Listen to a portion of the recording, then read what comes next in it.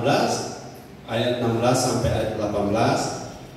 Matius 16 ayat 16 sampai ayat 18. Saya mohon bantuan saudara, kita berganti membaca. Saya ada melihat begini, pemahaman tentang gereja itu perlu kita selalu refresh kembali, refreshing, untuk kita paham dari mana kita datang, sedang di mana kita sekarang, dan akan kemana kita nanti ke depan.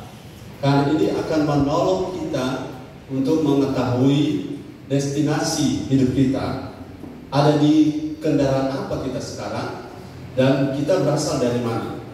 Matius 16 ayat 18. Matius 16 ayat 16 sampai 18. Mari kita berdiri.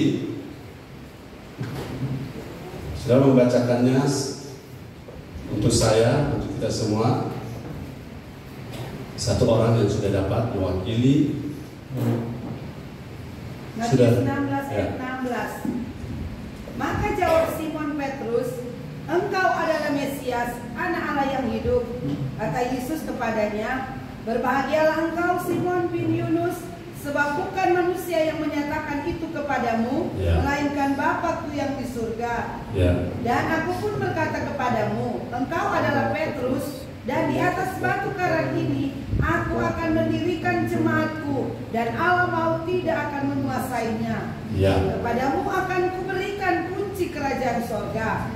Apa yang kau ikat di dunia ini akan terikat di surga, dan apa yang kau lepaskan di dunia ini akan terlepas di surga." Ya, terima kasih Gembala.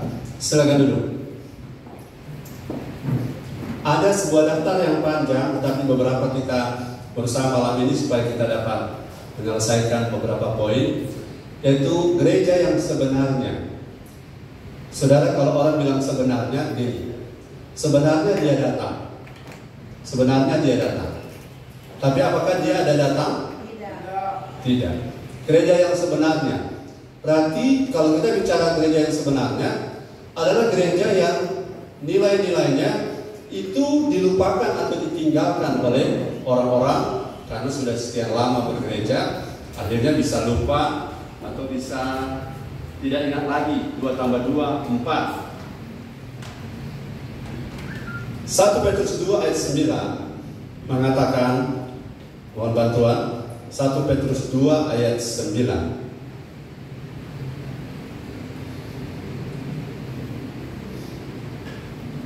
Petrus 2 ayat 9. Tetapi kamulah bangsa yang terpilih. Bangsa yang terpilih. Imamat yang rajani. Imamat yang rajani. Bangsa yang kudus. Bangsa yang kudus. Umat kepunyaan Allah sendiri. Supaya kamu memberitakan perbuatan-perbuatan yang besar dari Dia. Supaya kamu memberitakan perbuatan-perbuatan yang besar dari Dia. Yang telah memanggil kamu keluar dari kegelapan. Yang telah memanggil kamu keluar dari kegelapan. Kepada terangnya yang ajaib. Haleluya. Saya ingin saudara bersama lagi Matius 18 ayat 20, bisa acak gantian yang membaca, saudara-saudara, supaya semua kita bisa ambil bagian. Matius 18 ayat 20, semoga ayatnya tidak salah. Firman Tuhan, sebab di mana 2 atau 3 orang berkumpul dalam namaku, di situ aku ada di tengah-tengah mereka. Ya. Haleluya. Saya ingin saudara-saudara tangkap poin yang pertama, saya langsung to the point, bahwa gereja yang sebenarnya adalah gereja yang sebenarnya yaitu atau adalah kumpulan orang-orang yang kualitasnya orang-orang percaya. Jadi gereja yang sebenarnya bukan gedung, bukan organisasi, bukan kegiatannya saja, saya pakai kata saja ya, bukan organisasinya saja, bukan gedungnya saja, bukan aktivitasnya saja, dan bukan leadershipnya saja. Tetapi gereja adalah, katakan sama-sama, gereja adalah orang-orangnya. Jadi gedung bisa tidak ada, tapi kalau orangnya ada, maka itu disebut gereja. Haleluya. Organisasinya bisa tidak ada, tapi kalau orangnya ada, itu disebut gereja. Haleluya. Dan kemudian saudara-saudara, kepemimpinan mungkin sederhana sekali, tetapi kalau orang-orangnya orang percaya, 1 Petrus 2 ayat 9 mengatakan umat kepunyaan Allah, bangsa pilihan, imamat yang rajani, dan apa tadi? Ulang satu, bangsa yang kudus. 4 poin ini, kalau 4 poin ini ada pada saya dan ada pada saudara, saudara dan saya adalah gereja. Dan gereja ini dibangun oleh Yesus. Batu karang kita adalah Yesus. Dan gereja ini tidak dapat dikuasai, tidak dapat diintervensi oleh alam maut sekalipun.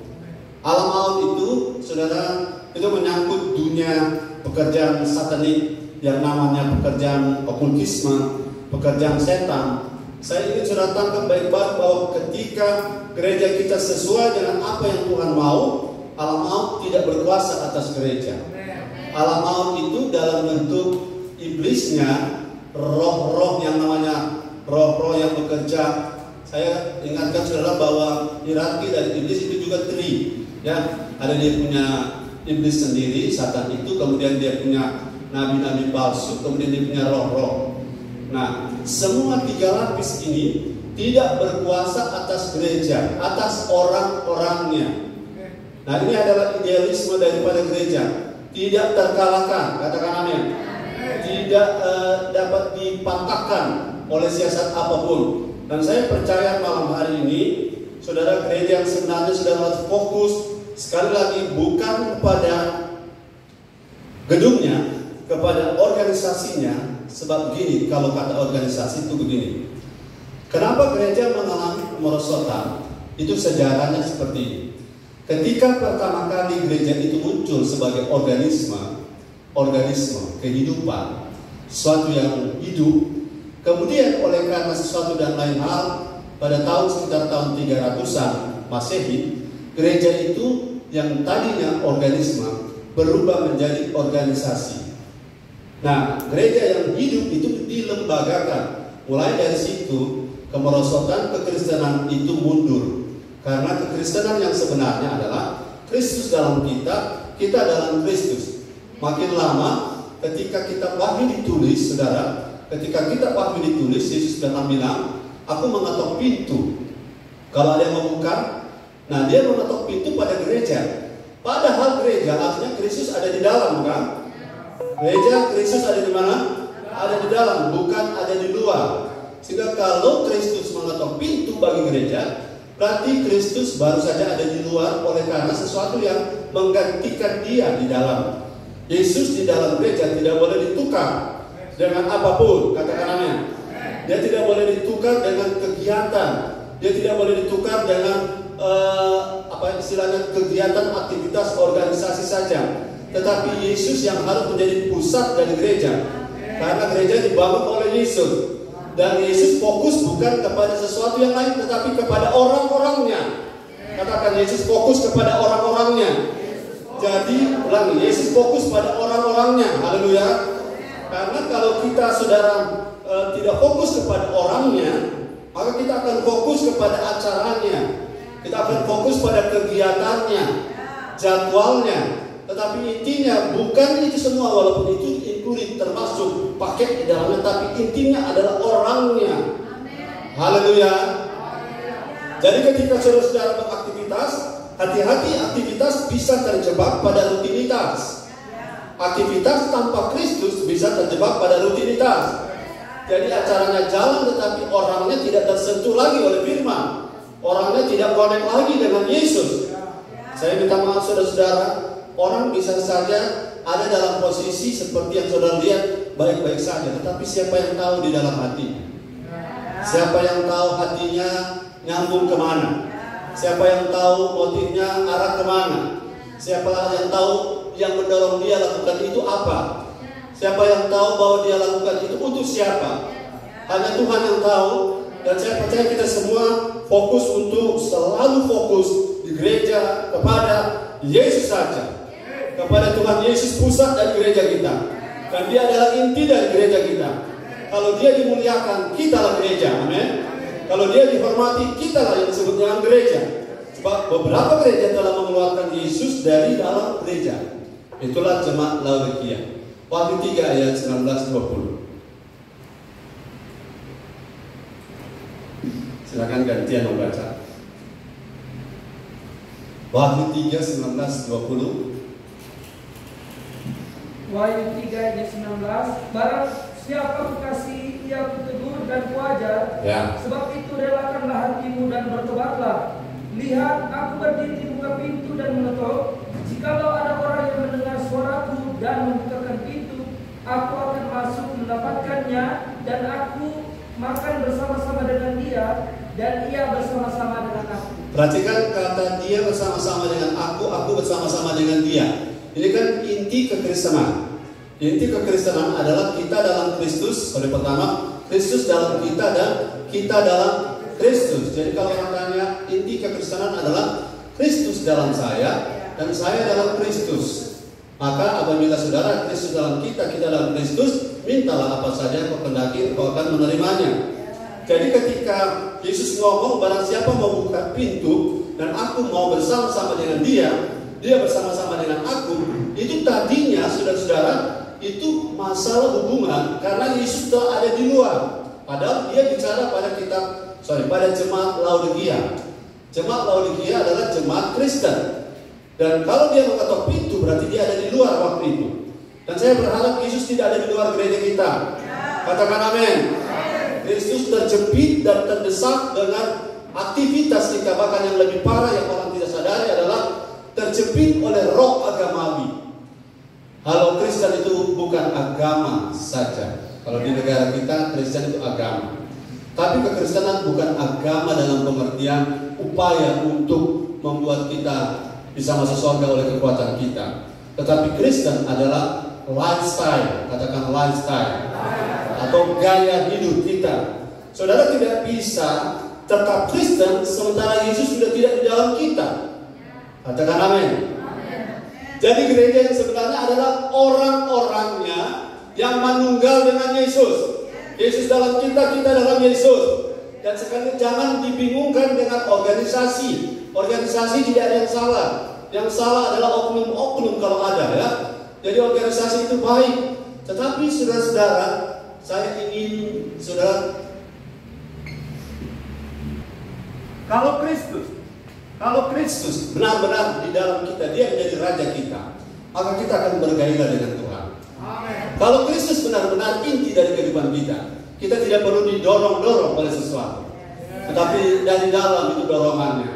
Sesuatu yang dari dalam itu lebih kuat daripada apa yang ada di luar. Dan kalau Kristus ada di dalam kita dan dia yang bergerak di dalam kita, inilah yang membuat orang-orang bisa sampai mati sakit untuk Tuhan Yesus. Karena apa? Memang dari dalam dia bergerak. Karena Kristus memang betul-betul mendapat tempat yang proporsional, bahkan seluruh dari hidup kita adalah Kristus saja.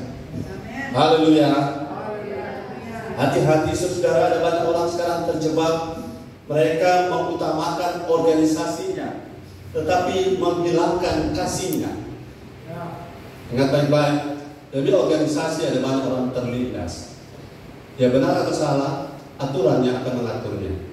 Bahkan saudara, orang-orang yang sebenarnya harus di-cover, orang-orang itu justru akan jadi korban kalau organisasi berjalan tanpa kas. Katakan amin. Jadi fokus kita bukan rodanya, bukan kendaraannya, tetapi orangnya. Saudara, mari teguhkan hati. Saudara berbangga karena saudara adalah gereja. Saya berbangga karena saya adalah gereja. Saya adalah pribadi yang Yesus pilih, bangsa pilihan Allah, umat kepunyaan Allah. Amin.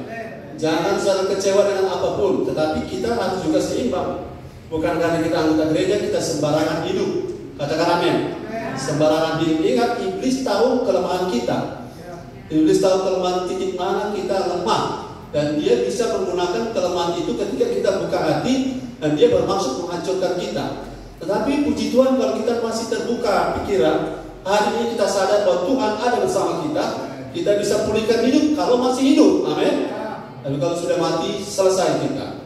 Nah, hari ini kita tahu bahwa gereja yang sebenarnya, sekali lagi jangan tertipu dengan banyaknya kegiatan, banyaknya aktivitas, tetapi untuk apa aktivitas tanpa perubahan hidup?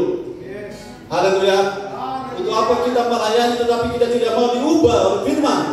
Untuk apa kita aktif dan tanpa pengertian yang benar? Roma 10 ayat 1-3. Hari kita lihat, fokusnya bukan kegiatan, bukan aktivitas, bukan kelancaran organisasi, tetapi Roma 10 ayat 3. Mari kita lihat 1-3.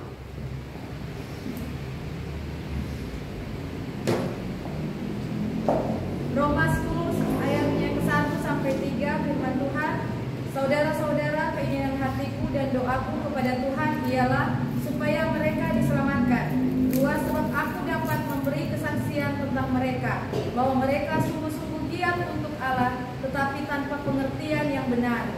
3, sebab oleh karena mereka tidak mengenal kebenaran Allah, dan oleh karena mereka berusaha untuk mendirikan kebenaran mereka sendiri, maka mereka tidak takut kepada kebenaran Allah. Ya, sungguh-sungguh giat untuk Allah, tapi tanpa pengertian yang benar. Penjelasan sederhananya begini.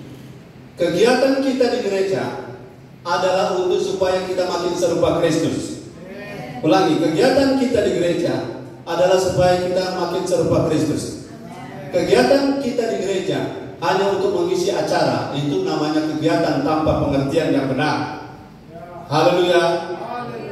Dan saya ingin saudara-saudara tangkap pesan ini, bahwa kehidupan kita sekarang ini sedang ada satu pihak yang mengawasi kita. Sedang mengawasi kita. Pihak itu adalah yang tadi saya sebutkan, alam maut. Alam maut itu pengen kita hancur. Alam maut itu menawarkan sesuatu yang kita suka. Saudara, orang kalau mau digoda tidak ditawarkan apa yang saudara tidak suka, enggak? Apa yang saudara suka, apa yang saudara senangi, dan saudara akan kena dan jerat daripada iblis di apa yang saudara suka. Saya percaya saudara, manusia bisa tidak tahu, tapi Tuhan tahu. Tuhan tahu. Dan itu sebabnya hari ini saya bersyukur kita adalah bangsa pilihan Allah, umat kepunyaan Allah, nah, bangsa yang kudus. Kita adalah imamat yang rajani. Haleluya. Dan malam hari ini sekali lagi, gereja yang sebenarnya jangan fokus kepada yang lain, fokus kepada orangnya. Haleluya. Yang kedua, gereja yang sebenarnya yang Tuhan mau.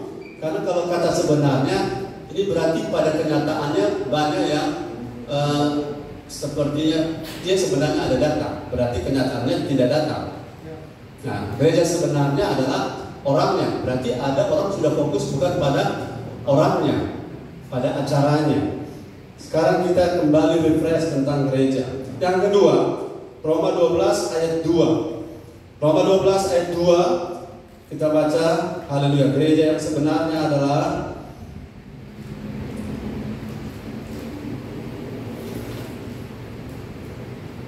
Haleluya, firman Tuhan, janganlah kamu menjadi serupa dengan dunia ini, tetapi berubahlah oleh pembaharuan budimu, sehingga kamu dapat membedakan manakah kehendak Allah, apa yang baik, yang berkenan kepada Allah, dan yang sempurna. Haleluya. Saudara, Paulus banyak kali menulis koreksi-koreksi besar kepada jemaat kota Roma. Karena jemaat kota Roma itu adalah jemaat yang hidup di pusat kebudayaan tertinggi di zaman Paulus. Ibu kota kekaisaran terbesar waktu itu, yang imperium yang pertama Babel berkuasa, kemudian Medi Parsi berkuasa, runtuhlah Babel, kemudian Medi Parsi ini berkuasa, diruntuhkan oleh Yunani, Alexander the Great. Sesudah itu datang Pompeius yang meruntuhkan kerajaan Yunani, yang saudara dengan ada Spartacus dan lain-lain, itu Yunani.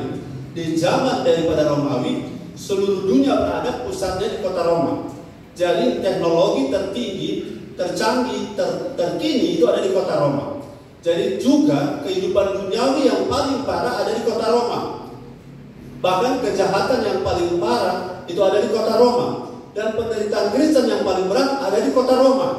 Karena Petrus mati di sana, Paulus juga mati di sana.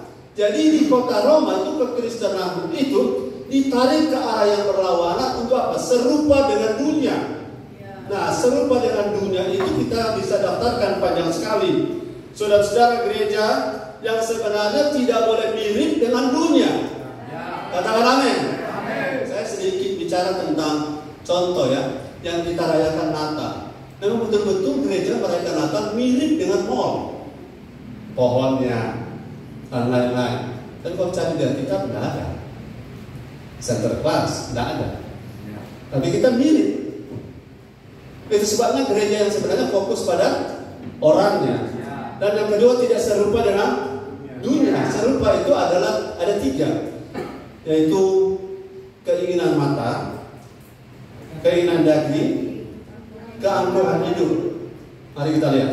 Serupa dengan dunia maksudnya apa? Gereja seharusnya tidak serupa dengan dunia. Katakan amin. Kalau gereja serupa dengan dunia, itulah gereja Laodikia.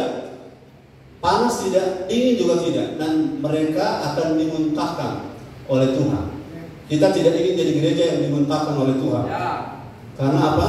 Saya lihat saudara di pelajaran tentang surat Roma ini ada banyak yang akan saya contohkan. Apa yang disebut dengan duniawi, serupa dunia. Kita baca dulu ayat tadi. 1 Yohanes 2, 15, 16, 17.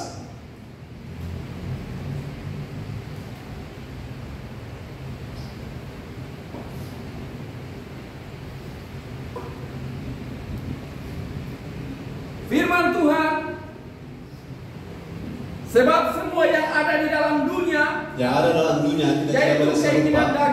Keinginan daging, dan keinginan mata, serta keangkuhan hidup, bukanlah berasal dari Bapa, melainkan dari dunia. Ayat 17. Ya. Dan dunia ini sedang lenyap. Yes. Dengan keinginannya. Ya. Tetapi orang yang melakukan kehendak Allah, haleluya, tetap hidup selama-lamanya. Haleluya. Orang yang melakukan kehendak Allah adalah gereja, bukan? Nah, gereja itu akan hidup tetap selama-lamanya. Tetapi orang yang hidup serupa dengan dunia walaupun orang gereja, itu akan mengalami dunia kan sedang lenyap, progresif sedang menuju destinasi akhirnya lenyap. Lenyap itu rusak, hancur, binasa. Dan itu sebabnya pada kenyataan yang saya baca tadi, kita tidak boleh serupa dunia. Katakan amin.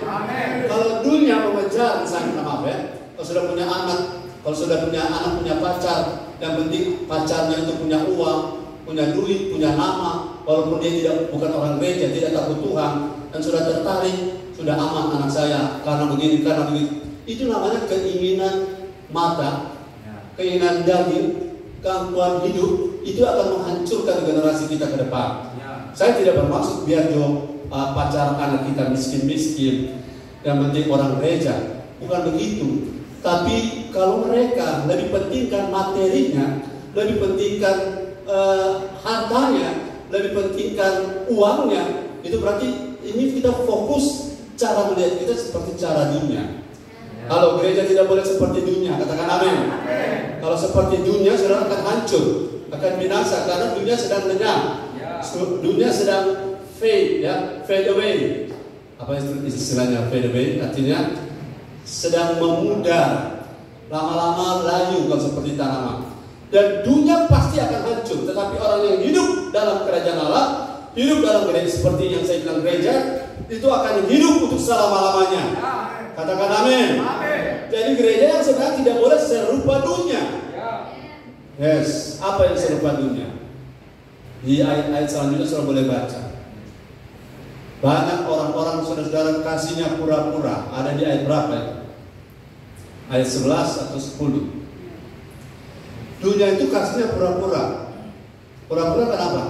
Karena ada maksud. Ada batu di balik. Kembali. Dahsyat Tuhan. Ada udang di balik batu. Kasih kita harus murni, katakan amin. Kalau satu saat kasih yang tidak murni akan tersingkap. Jadi sebabnya kita harus belajar murni. Mana lebih baik, teguran yang nyata atau kasih yang tersembunyi? Mana lebih baik, orang tua menegur kita atau orang tua sayang walaupun kita nakal? Ditegur, karena itu yang sebenarnya realita dari kasih yang real. Katakan haleluya. Jadi kalau kita serupa dengan dunia, kita bukan gereja yang sebenarnya. Haleluya. Yang serupa itu adalah mindset. Coba lihat ayat 2 tadi, kita baca lagi ayat 2. Apa yang tidak boleh serupa? Baca lagi Roma 12 ayat 2.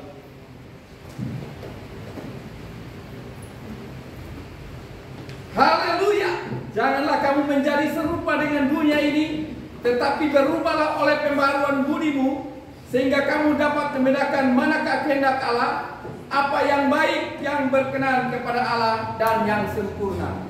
Pembaharuan budi, bukan pembaharuan body. Sudah banyak orang di dunia, di gereja bahkan fokus pada body. Haleluya. Bodimu, berat badanmu berapa bukan masalah bagi Tuhan. Katakan amin. Karena keadaan yang sebenarnya adalah lebih baik manusia batiniamu yang diperbaharui dari sehari ke sehari. Walaupun manusia lahiriannya merosot dalam hati, merosot dalam pengertian tidak mendapat perhatian perawatan misalnya. Tapi bukan berarti kita sudah tidak rawat diri. Haleluya. Jangan juga maintenance daripada perawatan diri lebih tinggi dari biaya perawatan rohmu. Kalau dengar firman kau tidak punya uang naik transport atau untuk transport, kalau untuk pergi nonton bola kaki kamu punya uang, nah itu terbalik. Nah, haleluya. Jadi itu merupakan fokus untuk kita tidak serupa dengan dunia. Gereja yang serupa dengan dunia akan binasa. Katakan amin. Gereja yang tidak serupa dengan dunia akan tetap hidup selama-lamanya. Dan ini merupakan suatu godaan karena kita hidup di bumi yang sama. Kita hidup di kota yang sama dengan gaya hidup lifestyle. Saya lihat ada satu toko tulis begini, kredit adalah gaya hidup masa kini. Dan kalau saudara terpengaruh, saudara, itu pikiran atau mindset. Budi itu dalam kata aslinya adalah itu mindset. Mindset. Pemikiran-pemikiran dunia jangan kita adopsi. Haleluya. Adopsi dengan cara apa? Berdosa atau Tuhan akan ampuni kita. Pikiran seperti ini akan binasa, saudara. Karena berdosa saja itu sebuah hal yang sangat serius bagi Tuhan. Melakukan sesuatu yang sangat serius bagi Tuhan. Jadi gereja yang sebenarnya tidak boleh serupa dengan dunia. Katakan haleluya. Serupa gaya hidupnya, mindsetnya, penampilannya. Saya belum bilang tadi ya. Ciri-ciri jemaat di kota Roma di zaman budaya waktu itu, wanita-wanitanya berkepang-kepang. Tahu berkepang-kepang rambutnya. Kalau sekarang berkilau-kilau. Saya tidak tahu. Saya nanti akan jelaskan satu-satu tampilan orang Roma dari sisi berdandan. Ya. Dandanan yang Paulus maksud adalah dandanan inner beauty. Bukan lawan dari inner. Sesuatu yang di luar. Outdoor itu soal ruangan, di luar ruangan. Outdoor beauty. Kecantikan alami bukan sesuatu yang di luar. Karena yang di luar, kalau banyak doi tidak boleh cantik. Pas pope, balik ulang cerita. Haleluya. Haleluya. Jadi kecantikan kita tidak boleh serupa dunia. Katakan amin. Sampai suami sudah meras otak banting tulang karena mencari uang bedah. Haleluya. Padahal itu gaya dunia. Bedah ada atau tidak ada, yang penting di rumah ada purol dan resin. Bedah tahun berapa itu ya? Karena orang banyak terbalik. Kenapa terbalik? Karena terlalu banyak lihat orang di mall. Gaya hidup orang di mall. Polanya orang di mall. Polanya adalah artis Korea. Ya, kulit putih dan lain-lain. Padahal kalau kulit putih itu cantik dan hanya orang kulit putih yang orang tertarik, orang Afrika kan siapa mau tertarik? Karena kecantikan, ya, kecantikan bukan warna kulit. Sebab kalau warna kulit saja yang cantik, maka orang Afrika tidak laku. Betul? Haleluya. Jadi jangan cari glowingnya. Yang penting hatimu bergelora dengan Tuhan. Haleluya. Yang ketiga, gereja yang sebenarnya adalah kumpulan orang-orang yang dikuduskan, dipisahkan, disendirikan. Yang 17 ayat 17. Haleluya. Kita orang-orang gereja adalah orang-orang berbeda, tapi bukan eksklusivisme. Bukan memisahkan diri dan tidak lagi bertemu dengan siapa-siapa, tetapi kita disendirikan. Dan kita di-separate, artinya dipisahkan. Itu kata kudus, kados, itu hagios, itu menunjukkan ada pemisahan, bukan soal warna putih saja. Yohanes 17 ayat 17. Yohanes 17 ayat 17. Kuduskanlah mereka dalam kebenaran, firman-Mu adalah kebenaran. Iya. Jadi poin yang ketiga, gereja yang sebenarnya adalah kumpulan orang, tapi kumpulan orang-orang kudus. Katakan orang kudus. Nah, mari lihat, saya jelaskan kekudusan itu supaya tidak ada yang salah paham. Kekudusan itu secara kekudusan itu untuk bertambah pengetahuan, tetapi kita mendengar firman untuk perubahan.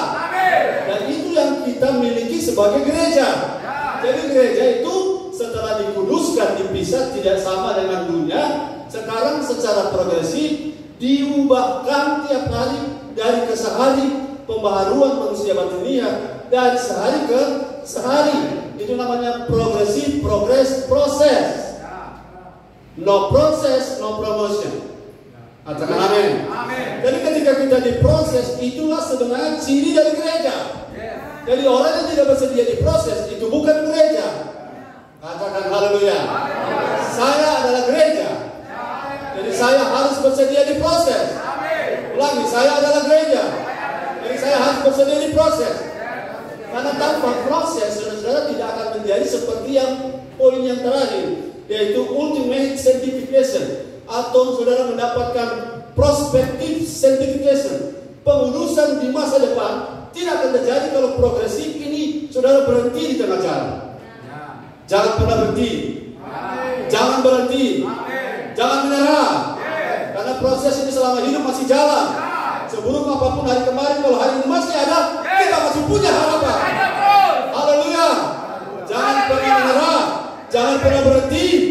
Karena ada harapan dalam Yesus. Christ in you, Christ in me is the hope of glory. Selama Kristus ada dalam kita, itu adalah pengharapan akan kemuliaan. Haleluya. Nah, kemudian yang keempat, katakan keempat. Gereja yang sebenarnya adalah kumpulan orang-orang yang hidup dalam kerajaan Allah. Haleluya, haleluya. Roma 14 ayat 17. Gereja yang sebenarnya adalah kumpulan orang-orang yang hidup dalam kerajaan Allah. Roma 14 ayat 17. Sebab kerajaan Allah bukanlah soal makanan dan minuman, tetapi soal kebenaran, damai sejahtera, dan sukacita oleh Roh Kudus. Ya, kerajaan Allah, saudara, orang-orang dalam gereja adalah orang-orang yang seharusnya, saya tanya, damai yang sebenarnya ada dalam mana? Dalam Yesus. Yesus ada di mana? Dalam kita. Dan kita adalah gereja. Selupa. Kita orang adalah gereja. Katakan amin. Jadi bukan gedungnya saja, tetapi orangnya yang ada sukacita, ada damai sejahtera, ada kebenaran di dalam orang itu yang disebut dengan gereja. Dan ada sukacita, ada damai sejahtera, ada kebenaran. Itulah atmosfer dari kerajaan Allah. Kalau saudara merasa sudah ada dalam kerajaan Allah, damainya akan berlimpah-limpah, sukacitanya akan berlimpah-limpah, kebenarannya bukan sesuatu yang diragukan, dan semua dikerjakan oleh Roh Kudus. Jadi kalau gereja yang sebenarnya tidak ada sukacita, itu bukan gereja. Kalau gereja di dalamnya tidak ada damai, berpakai terus, bukan gereja. Kalau gereja tidak ada kebenaran campur dengan kebenaran Babel, itu bukan gereja. Itu namanya pasar. Haleluya. Katakan haleluya. Ajarannya murni, katakan amin. Kebenarannya adalah tadi Yohanes 17 ayat 17. Firman adalah kebenaran. Yesus adalah kebenaran. Firman adalah kebenaran. Dan firman itulah yang akan menguduskan kita. Kalau kita dikuduskan, di-cleansing, maka kita hidup dalam kerajaan Allah. Saudara tahu dari mana saudara ada dalam kerajaan Allah? Ketika saudara bersedia dibersih-bersihkan. Kata kuncinya bersedia. Kalau saudara bersedia dibersih-bersihkan, saudara, Yohanes 3:5, saudara ada dalam kerajaan Allah. Kalau tidak bersedia, percaya Yesus, ya Injil keselamatan, tapi sulit hidup di dunia, bisa-bisa mualaf. Gara-gara apa? Beratnya tantangan hidup. Saudara belum tahu tantangan itu karena saudara belum bertemu. Tapi kalau sudah punya roh strong, saudara tidak akan kalah. Karena roh dalam kita lebih besar daripada roh yang menarik kita kepada yang bukan Kristus. Haleluya. Oke, yang kelima. Saudara kan suka yang cepat-cepat, toh? Amin. Haleluya. Satu saya lima. Roma 8:29-30. Roma 8:29-30.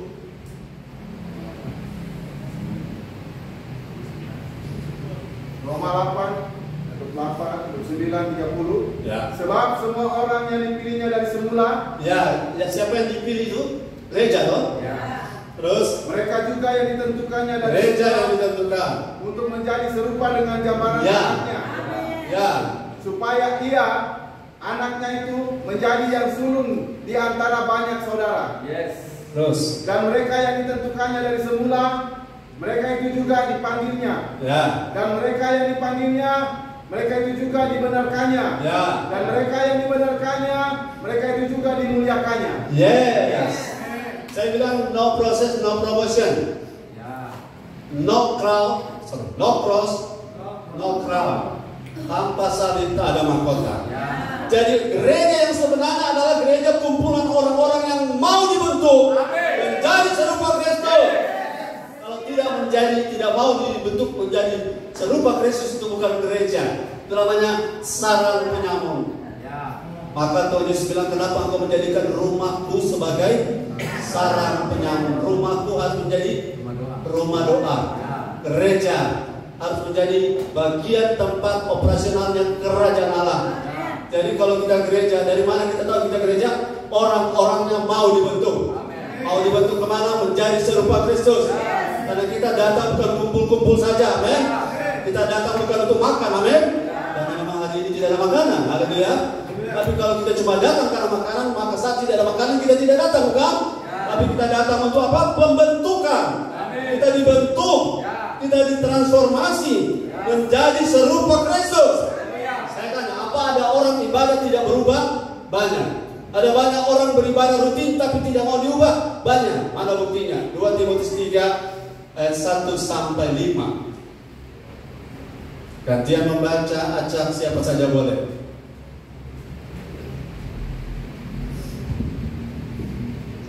Sudah bersemangat dengan saya dan haleluya. Haleluya. Baca ayatnya kalau semangat. Belum bilang kan? Sudah, 2 Timotius 3. Aktivitas jalan, lahiriah berjalan, kegiatan berjalan. 2 Timotius 3 ayat 1 dan 2. Ketahuilah bahwa pada hari-hari terakhir akan datang masa yang sukar. Manusia akan mencintai dirinya sendiri dan menjadi hamba uang. Mereka akan membual dan menyombongkan diri. Mereka akan menjadi pefitnah. Mereka akan berontak terhadap orang tua dan tidak tahu berterima kasih. Tidak memperdulikan agama. Tidak tahu mengasihi, tidak mau berdamai, suka menjelekkan orang, tidak dapat menekan diri, garang, tidak suka yang baik. Ayat berapa itu? Ayat 3. Dari menuruti. Secara dia mereka menjalankan ibadah mereka, tapi pada hakikatnya mereka memungkiri kekuatannya. Jauhlah mereka itu. Pak. Suka mengkhianat, tidak berpikir panjang, berlaga tahu, lebih menuruti hawa nafsu daripada menuruti Allah. Ya, terima kasih. Saudara-saudara, kalau kita tidak mau diubah, atau jangan kita, seseorang tidak mau diubah, maka dia akan lebih menuruti hawa nafsu. Dan ibadah tetap jalan. Tetap jalan ibadahnya. Tapi hawa nafsu juga jalan terus. Haleluya. Bahwa kita bergereja ciri khasnya adalah kita mau diubah. Kita mau dibentuk. Walaupun kita tidak sama levelnya, pembentukan tiap-tiap kita beda-beda kamar. Kamar-kamar mana di hidup kita beda-beda pada tiap-tiap rumah, bukan?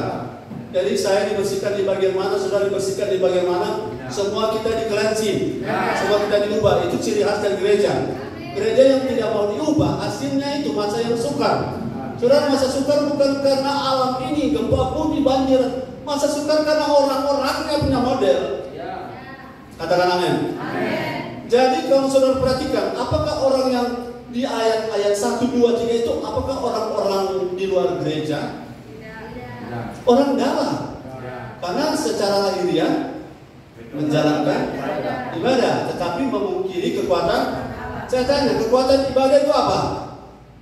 Halo? Kekuatan ibadah adalah kekuatan, berarti soal aktivitas. Kekuatan ibadah adalah transformasi kehidupan. Kalau ibadah tidak berubah, ibadahnya tidak berkenan. Karena ibadah harus untuk perubahan. Haleluya. Katakan, kita gereja, sama-sama, kita gereja harus berubah. Nah, supaya berubah, lihat ayat 10, 12, 10, 11, 12.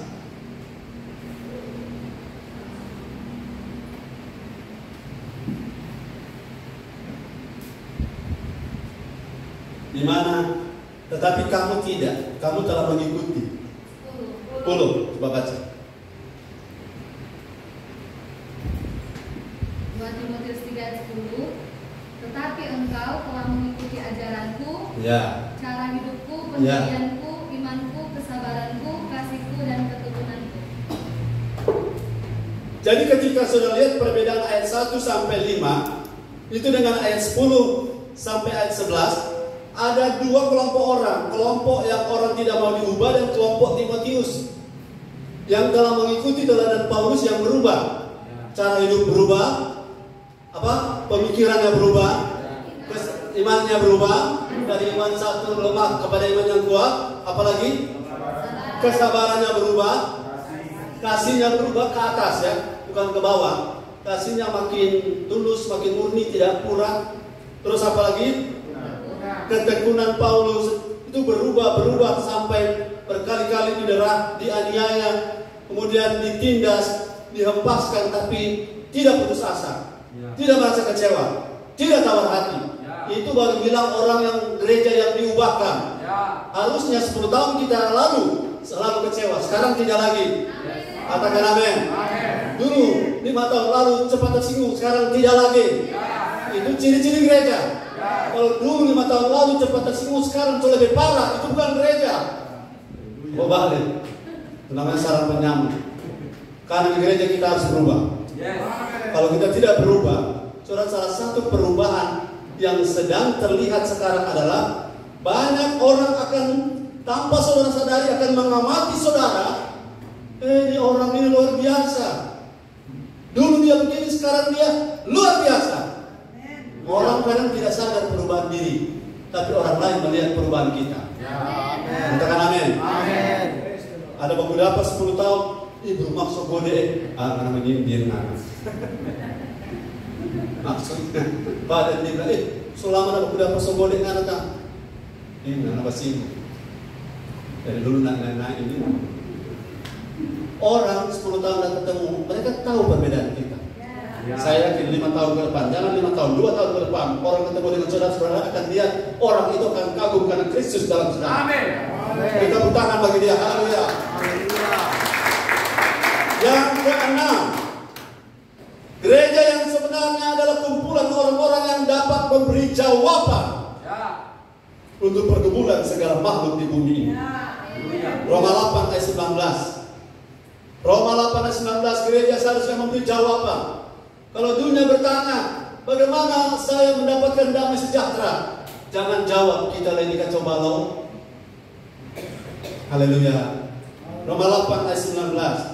Banyak orang menanti kita. Banyak orang tunggu kita. Banyak orang sudah lelah di luar sana. Banyak orang tidak ketemu figur, tidak ketemu pola, tidak ketemu teladan, dan mereka sedang tunggu gereja. Gereja yang upgrade rohnya, gereja yang bertumbuh jadi dewasa. Itu segala makhluk sedang merindukan orang-orang ini. Roma 8 ayat 19. Roma 8 ayat 19 firman Tuhan, sebab dengan sangat rindu seluruh makhluk menantikan saat anak-anak Allah dengan datang. Yes. Dengan sangat apa? Orang-orang berbisnis sudah lelah dengan orang-orang curang. Mereka lagi tunggu dengan orang-orang jujur. Orang-orang jujur dari gereja, amin. Mereka sudah lelah dengan orang-orang yang begitu mudah berubah gara-gara mencari untung saja. Begitu tidak pegang komitmen hanya gara-gara untuk mencari keuntungan lebih. Orang-orang di luar sana sudah lelah, sudah capek. Makanya ketika kita punya Presiden Jokowi, ada banyak orang merasa senang luar biasa. Betul? Nah, figur ini itu ada di gereja. Harusnya ada di gereja. Cara berbisnis, cara berusaha, cara melayani sudah tidak sama dengan apa yang ada di dalam dunia. Orang dunia melayani bisa cari-cari duit. Kita di sini duit yang cari kita. Katakan amin. Duit cari kita. Haleluya. Karena kalau kita lihat sekarang gereja itu bukan menjadi jawaban, ini merupakan pergumulan kita. Gereja sebenarnya adalah jawaban. Dari setiap banyaknya pergumulan di luar sana, gereja harus menjadi jawaban bagi mereka. Begini loh caranya. Begini Pak. Begini cara kami melakukan. Cara kami keluar dari masalah. Sebab mereka sedang menantikan kita. Dan dari gereja akan keluar pengajaran. Yesaya 2 ayat yang ke-2. Coba lihat. Yesaya 2 ayat 2. Terakhir ada satu lagi.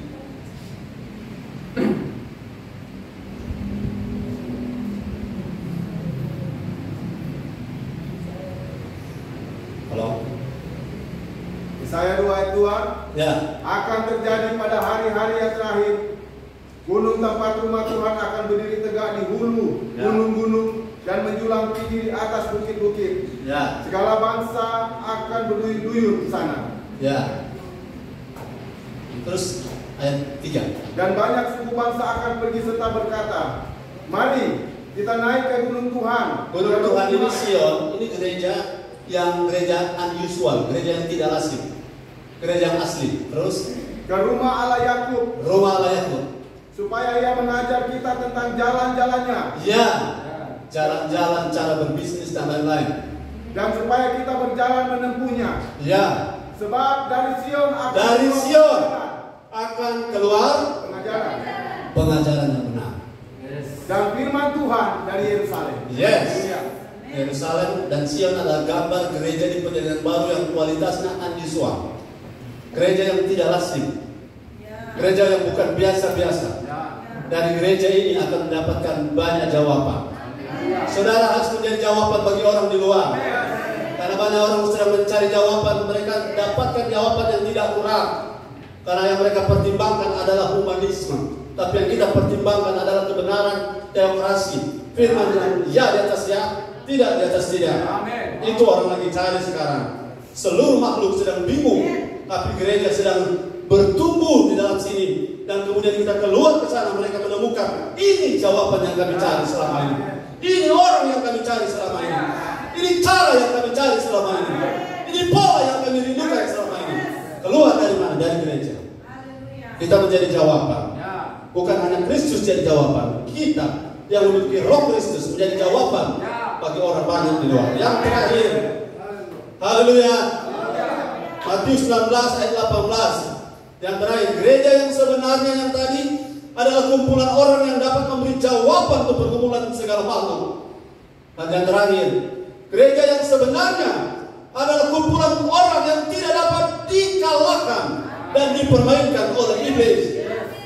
Haleluya. Matius 16 ayat 18. Dan aku pun berkata kepadamu, engkau adalah Petrus, dan di atas batu karang ini aku akan mendirikan jemaatku, dan Allah maut tidak akan dapat mengganggu, tidak dapat menguasainya. Allah maut setan itu sendiri, nabi-nabi palsu dan guru-guru palsu, dan kemudian roh jahat, bahkan antikris sekalipun tidak dapat mengalahkan gereja yang sebenarnya. Gereja anak laki-laki yang dewasa tidak dapat dikalahkan. Jadi kalau saudara dengar berita yang sama, jangan takut karena kita lebih dari pemenang. kenapa lebih dari pemenang? Sedangkan iblis pun kalah di bawah kaki Yesus. Dan kita adalah Kristus kecil. Yang saudara, yang iblis takut adalah kalau kita jadi serupa Kristus. Akan ada banyak orang-orang serupa Kristus yang karena Kristus mengalahkan iblis, kita yang serupa Kristus pasti mengalahkan iblis. Katakan haleluya. Kita tepuk tangan bagi Tuhan. Haleluya. Jadi gereja yang sebenarnya tidak takut pada iblis, tapi bukan berarti ceroboh. Jangan beri kesempatan pada iblis. Tapi jangan takut padanya. Karena dia sudah dikalahkan. Iblis punya senjata sekarang apa? Cuma satu, dusta. Antikris punya senjata apa? Bohong. Putar cerita supaya kita ragu.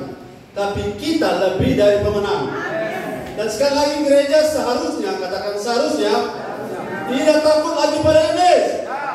Kita mengusir setan. Saudara perhatikan, kita mengusir setan, itu kita usir bukan setannya lagi, tapi utusan roh-roh yang masih nyangkut di jiwa kedagingan kita.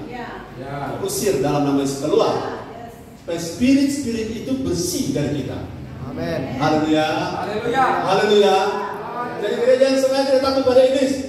Katakan amin. Jangan fokus pada iblis. Fokus pada Yesus. Haleluya. Jadi fokus pada Yesus harus balik. Fokus pada Yesus. Kalau saudara fokus pada Yesus, iblis tidak bisa mendekati saudara. Ada bahasa orang tua saya, orang tua rohani. Next level, next devil. Next level, last devil. Next level, no devil. Lantai 800 hotel tidak ada nyamuk sana. Haleluya. Saudara mau naik level, gereja harus naik level supaya satu titik tidak ada satu roh yang bisa mempermainkan kita. Roh bentuk apapun itu, semuanya telah akan dikalahkan oleh karena kita benar-benar adalah gereja yang sejati. Tuhan Yesus memberkati kita. Mari kita tunduk kepala.